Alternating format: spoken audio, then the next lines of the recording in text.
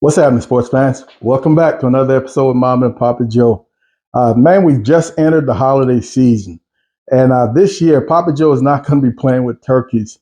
We did a couple of turkeys last year, not the biggest fan. This year, we want to play around with some hams. And to be more specific, our own hams. We're going to cure one from scratch and then smoke it. We started this process last week, and today is the day we cook. Let's get caught up to where we are. Here is our pork picnic roast. It is 9.68 pounds. Got this at Walmart. I'm going to take it to the sink, get it rinsed and dried off. Man, she's bigger than I thought she would be. This is going to be a lot of ham. Mom and I don't eat that much ham, so I can definitely see the neighbors getting some of this. It's got the bone in, of course, skin on. Definitely wanted that. I'm going to do just a little trimming. I see some areas, I see veins. I want to get rid of those. It's going to make more room for seasoning. I am going to make some cross cuts into this skin, about an inch or so apart. I don't want to really go into the meat, even though it's not a game ender if you happen to.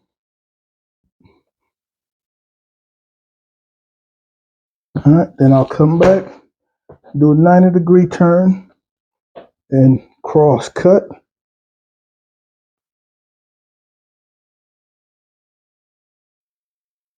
All right, we're going to call this good right here. We're going to set this aside and prepare our brine. Because this is my first time making a ham, I wanted to make sure it was nice and simple, man. So I did some research. I went on the internet and I found this backwoods ham kit. It's very simple. Everything is pre-made, pre-measured. You just got to pour the correct amounts based on the weight of your meat. So this is a brown sugar ham kit. It comes with 2 nets. You're able to do 20 pounds of meat with this kit. So 2 hams. It has 2 nets if you want to hang your hams. I'm not planning on hanging them, so I'm not going to use them. The 2 bags in here is a 32-ounce bag of the brown sugar brine itself. And then the second bag is an injection that you will do to speed up the brining process and to make sure that every inch of the interior of your meat is cured. I'm going to start with 3 quarts of water. I've got a 10-pound or just short of 10-pound picnic. And for that, the recipe calls for a gallon of water. I just want to make sure I have some room in here for my mixture. And then I will come back with another quart of water to make it a full gallon. So this bag is 32 ounces. I'm going to pour off 2 cups or 16 ounces. So here is my 2 cups. Folks, you can add just about anything you want to this mixture. Fresh herbs, onions, garlic. I am going to go with a simple shake of some pickling spice. I love this when I do pastrami. I don't see why it shouldn't work here. I'm not going to even bother about measuring. I'm probably going to be looking at a good tablespoon right there. This brown sugar brine incorporates pretty quickly. It's already dissolved in this chilled water. At this point, I'm going to add my last quart of water just to make sure I don't forget. All right, and that is my gallon right there. We're going to set this aside and make the injection. I've got my scale set to ounces. I've got it zeroed out. So I am looking for half of this bag, which is going to be 2.8 ounces. So we'll come back with our chilled water and right into with our injection mixture. And folks, both the brine and this injection mixture already has everything you need, to include the curing salt, that prog powder #1, or nitrite, I believe is the scientific name. Right, and we're good to go. and we're ready to now inject. I'm just going to be injecting with a basic syringe I get from Academies, along with a 7-inch hypo. I've got this tray because I know there's going to be a little leakage. I like this hypo. It's long. I don't have to poke as many holes in this protein, and it's not such a large bore that a lot will come running out. You definitely want to spend some time injecting closer to the bone. This is a dense piece of meat, pretty thick. So you just want to make sure that your cure gets deep in the meat so you don't have any what I call white spots, any spots that did not turn pink. So we're going to inject this entire quart into this piece of meat.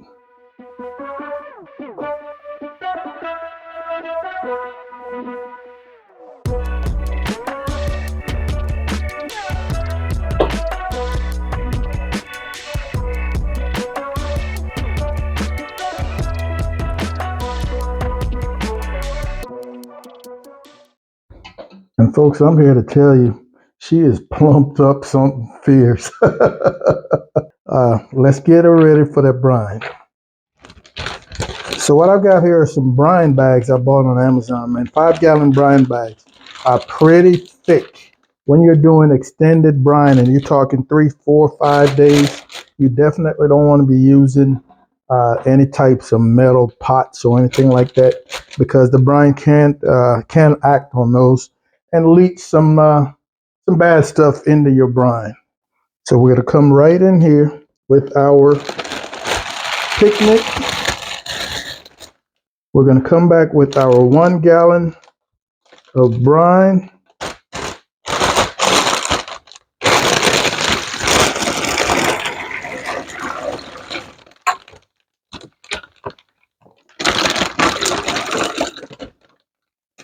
The rule of thumb on a brine, folks, is 1 day per 2 pounds of meat. So I've got almost 10 pounds of meat here. I'm going to brine for 5 days, at a minimum 5 days.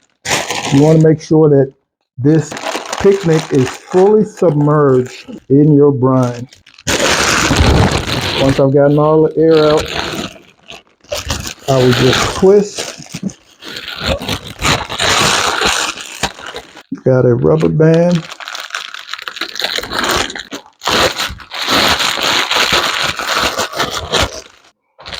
And from here, I'm just going to go in a shallow container. And man, you can see that that is completely immersed. I'm going 5 days. And maybe every day I'll just come in here and agitate things a little bit. Make sure my rubber band stays tight. So come on back and we'll see you in a few days. Here we are, folks, 5 days and about 6 hours. So each day I've pretty much just gone and agitated things, moved things around. Didn't worry about flipping because it was entirely immersed. I'm going to take this to the sink, cut it open, and get it rinsed off. So here we are, nice and dry, man. This is going to go into the fridge for 24 hours. You're still going to find some little bits of our pickling spice on here. Not a problem. Man, and this thing has gotten so much firmer. Great indication that this cure has acted on this meat. So I've got it on the rack. It allows air to circulate all the way around. Back into the fridge, skin side up, 24 hours. So here we are 24 hours later, folks.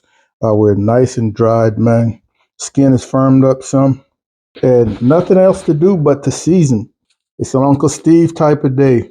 I'm going to be using as a base the all-purpose. All right, nice and hearty, man. Got some good black pepper that I think is going to really complement the dessert shake, the sweet dessert shake. Lots of cinnamon, some nutmeg, man, some brown sugar. This is absolutely delicious, and I think it's going to pair well with this Lucky Shake. We're nice and tacky, so I'm not looking for any type of binders. Come down with my all-purpose.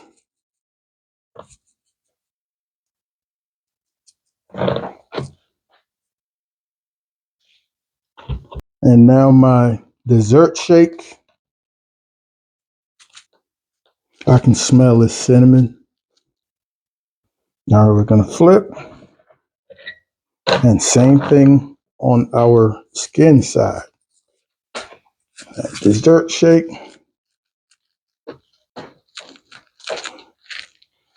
All right, we're going to give this a couple of 20 minutes or so to set in, the sweat, and then we're going to head to the Traeger.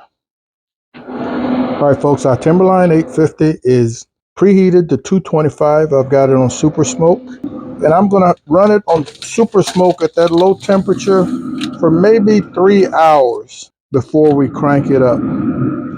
We'll come back out here in about an hour and a half just to see what's going on.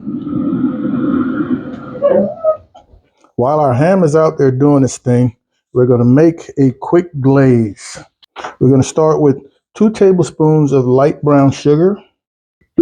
Oh, I know you heard that pop.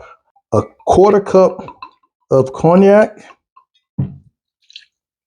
and just a little more for the chef. A quarter cup of maple syrup.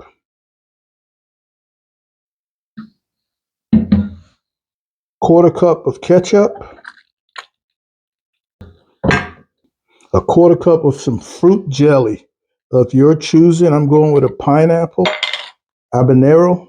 That's where this little bit of heat is going to come from. And now a little sprinkle of both of our rubs, the dessert shake and the hearty all-purpose.